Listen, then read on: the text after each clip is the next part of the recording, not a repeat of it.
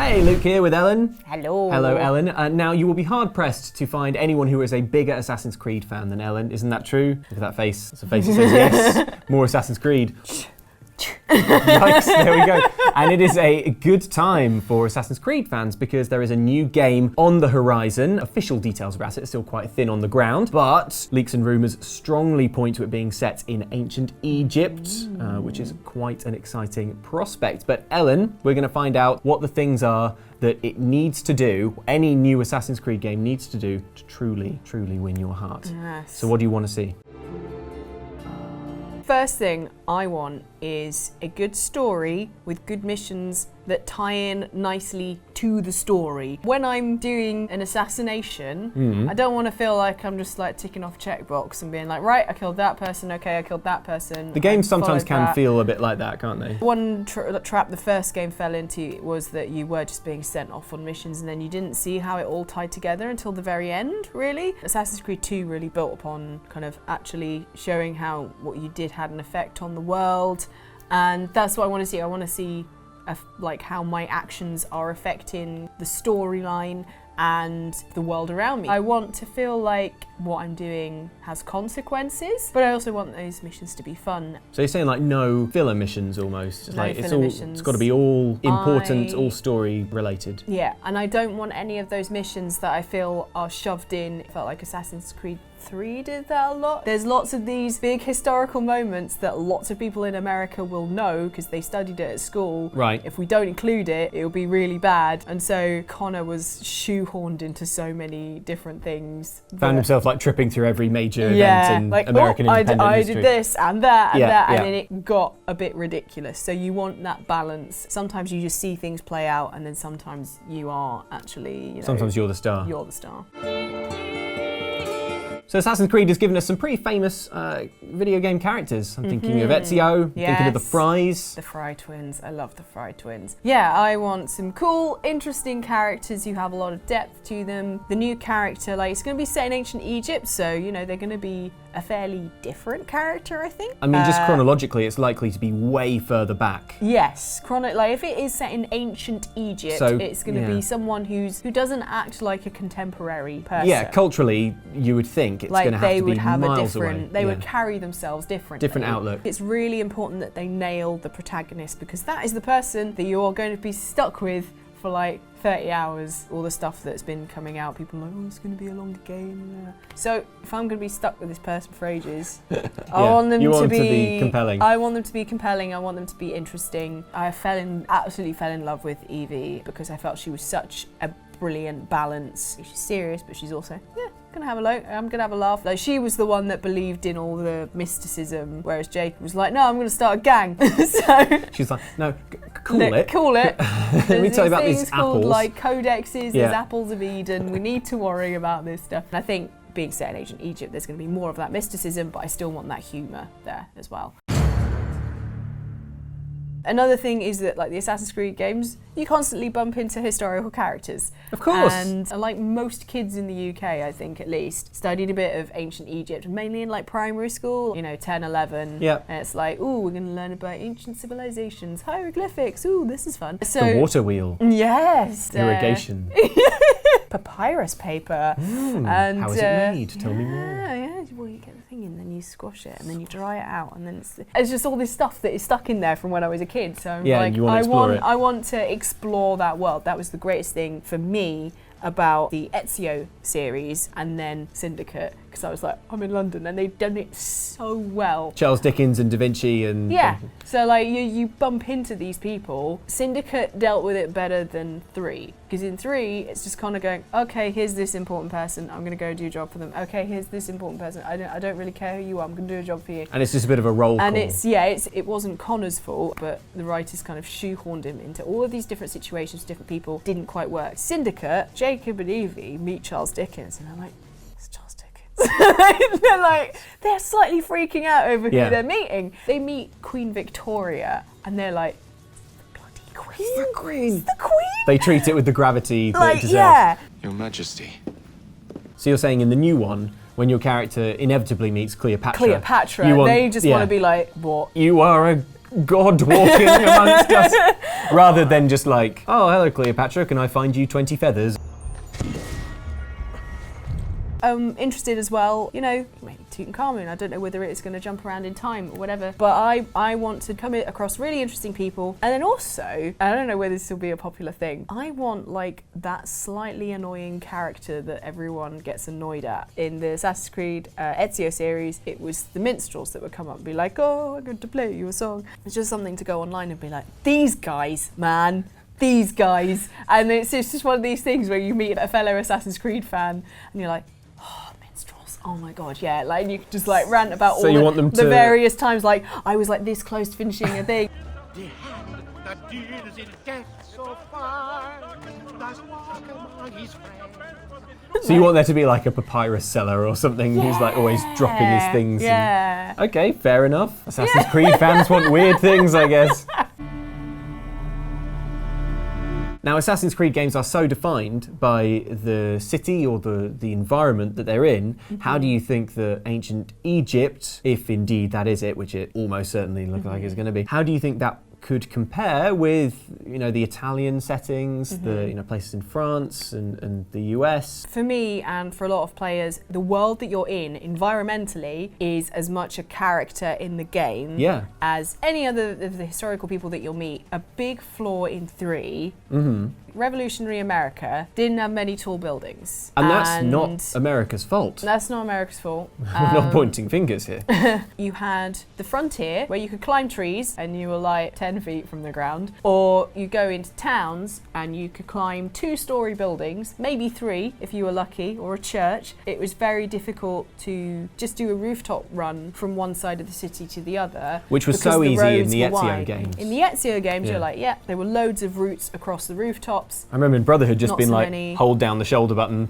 run straight up. Yeah, and it was a shame because they'd like improved some of the climbing stuff. They're not giving you enough to climb. I think that's one of the reasons why the game really suffered. It wasn't that vertical gameplay as much as horizontal. That's where I think Syndicate did really well. Yeah, like, London's super climbable. I mean, it's not, but you know what I mean. Yeah. You've got all these amazing tall buildings, ridiculous views. Egypt, you've got the possibility of like climbing to the top of a pyramid and having an amazing view. Yeah. I'm worried that there's going to be lots of flat bits. I suppose it depends a lot on how much artistic license the game takes, I guess. In Jordan, there's the city of Petra, which is like where they filmed Indiana Jones, The Last Crusade. Yeah. And it's like a big underground city. And that one of those actually featured in Assassin's Creed Revelations, where you go into a city built underground and you can then climb the walls of the caves and stuff. There's a possibility of doing that, but like inside pyramids. Nice. And you know, there's the whole, pyramids are full of booby traps and stuff like that. Yeah, I want to climb around. Like, there's the Romulus tombs. Loads of catacombs and there's things like that. all the catacombs you like climbing through and solving puzzles.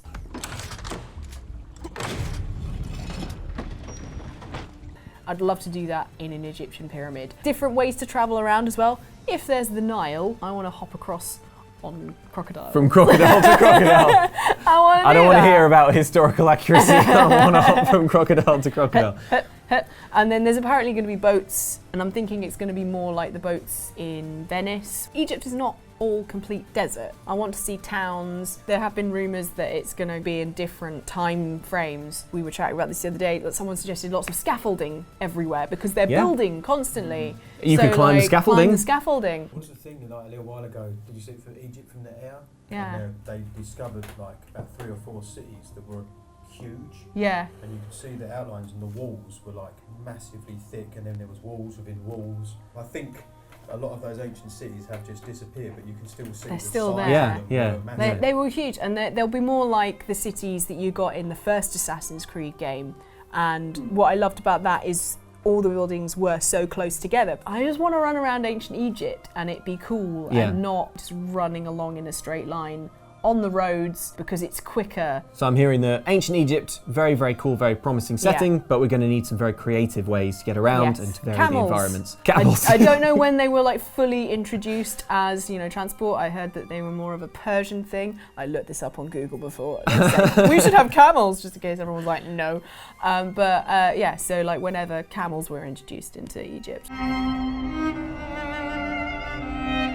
Now, one thing that Assassin's Creed has done in the past, but has seemingly completely abandoned, is a feature that Ellen, I know, is very close to your heart. Yeah, it's the multiplayer. And I'm not talking co-op, Unity co-op. I didn't care about that when That's that getting happened. a shake of the head, sorry I guys. was just like, okay, cool. Just like go around as 4 identical dudes in slightly different coloured outfits. But it's fun. But when I play the story of Assassin's Creed, I want to be like the one playing it. Like I want to be the one playing You don't want to share the limelight. No, I'm the ultimate assassin.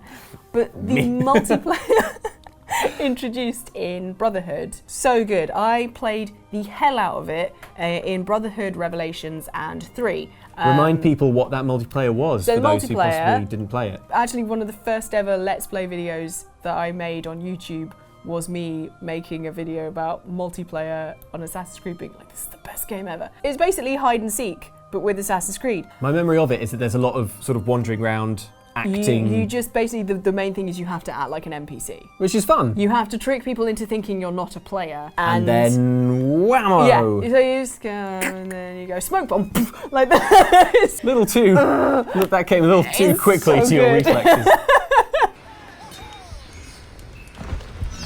And he jumps straight into me, and I need to run because someone's right behind me.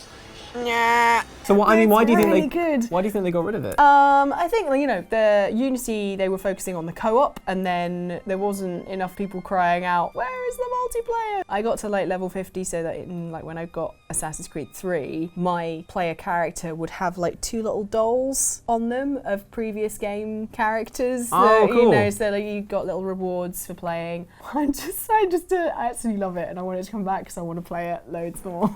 Bring it back, please. I don't think they will, but please. Now, one thing we haven't talked about is the actual gameplay. Do you have Yeah. any demands to make of the good people making the game? Assassin's Creed series has always been like, yeah, what should we do with combat? Originally, it wasn't like a huge thing. It was block, hit back, there you go. And sneak get gradually attack. surrounded. Yeah. If you And played just it like, non-stealthy like get me. one person at a time, and They all wait so patiently, don't they? Yeah, They kind they of all do. mill around, going like, I Yeah. think Dave's got it. yeah. I won't be needed.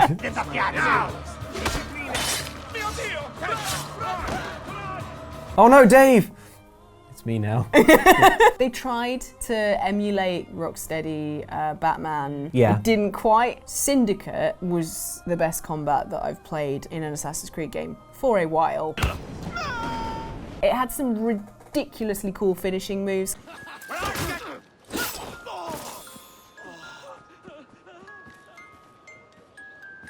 The Kane finishing moves with Evie were ridiculous and amazing.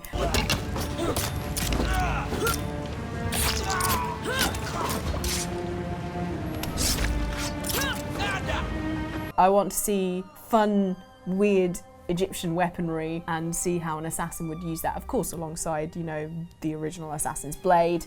And I want to have lots of different options. I like the fact that you can have a smoke bomb and throw something over there to distract people. But I want to make sure that you don't have so much stuff that you lose track of it. Which I found a problem to be in the Batman games, to be honest. Yeah, but I just want it to be very easy to switch between weapons and change your approach in the middle of things. So like, if something goes wrong, you can be like, right, this is my backup plan. Give up! Basically, Syndicate made me very happy, and I want them to build on it. I want them to have an interesting character in a cool environment. I want to see ancient Egypt. I want to beat the hell out of some Templars. And that's the other thing. I'm really excited to see how the hell the Templars fit into ancient Egypt. How they managed to work that in. Yeah. Who's a good horse? You are. So, combat, camels, Mm-hmm. catacombs, and there was one more. Cleopatra! Cleopatra! Yeah. Cleopatra. We With need the hair and these are, with the everything. hair Yeah, and the the little beads. golden snake Yeah. things. These are all essential things Yeah. that we definitely need. So those are the things that we want to see in the next Assassin's Creed. We don't have long to wait to find out exactly what is going to be in it. If there's anything that you think we haven't covered off that you desperately want to see, then why not let us know in the comments? And we are headed to E3 Yes, soon. we're going to be at E3. I'm going to try and find out as much as I can about Assassin's Creed. I'm not invited to anything. I'm just going to like hide. It's going to be kicking down doors to secret meetings. Yeah. So yeah, if you subscribe, then you'll be notified of videos. Yeah, hit that notification bell especially. Yeah, do that. You'll be the first ones to be notified of all the cool, juicy info about Assassin's Creed. I'm so excited. And I'm super excited because like they took a year out, and so I'm hoping that like this one will be even better.